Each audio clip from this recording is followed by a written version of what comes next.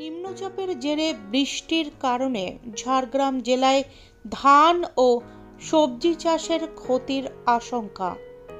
শনিবার ভোররাত থেকে নিম্নচাপের জেরে বৃষ্টির কারণে ঝাড়গ্রাম জেলা জুড়ে ধান ও সবজি চাষের ক্ষতির আশঙ্কা করছেন ঝাড়গ্রাম জেলার সাকরাইল, নয়াগ্রাম, ঝাড়গ্রাম, জামবনি, গোপীবল্লভপুর 1 ও 2, বিনপুর 1 ও 2 নম্বর ব্লকের বিভিন্ন এলাকার চাষিরা।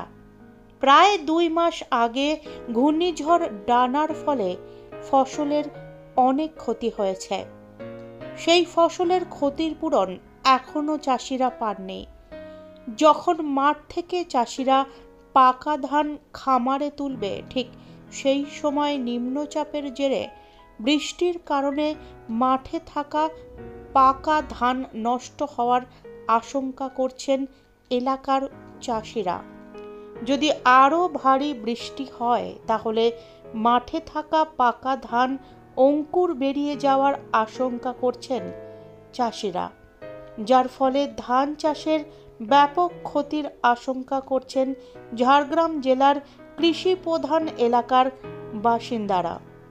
ধান চাষের পাশাপাশি আলু সহ বিভিন্ন সবজি চাষ নষ্ট হওয়ার আশঙ্কা করছেন ঝাড়গ্রাম জেলার চাষিরা। তাই নিম্নচাপের কারণে ভারী বৃষ্টি হলে প্রচুর ক্ষতির মুখে পড়ার আশঙ্কা করছেন চাষিরা। সাকরাইল পঞ্চায়েত সমিতির কৃষি দফতরের কর্মাধ্যক্ষ মথুর মাহাতো জানিয়েছেন, বিষয়টি নজর রয়েছে প্রশাসনের।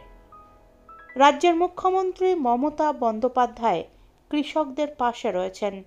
যদি নিম্নচাপের জেরে ভারী বৃষ্টি হয় তাহলে প্রচুর ফসলের ক্ষতি হবে।